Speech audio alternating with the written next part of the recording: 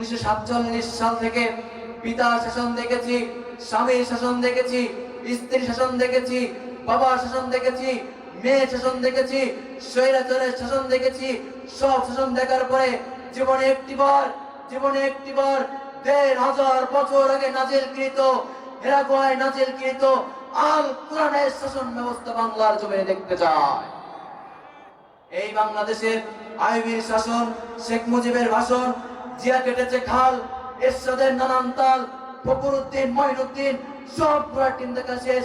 সামনে টুপিওয়ালাদের বাংলাদেশ, আগামীর সূর্য ইসলামের সূর্য, আগামীর বাংলাদেশ ইসলামের বাংলাদেশ, আগামীর বাংলাদেশ কোরআনের বাংলাদেশ।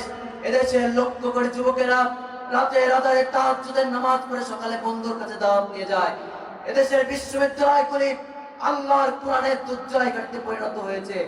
টেকনাফ থেকে তেতুলিয়া, রূপসা থেকে পাতুরিয়া, আর সুন্দরবন থেকে বন্দরবন পর্যন্ত বাংলাদেশে কোরআনের রাজ কোথা থেকে কায়েম হবে।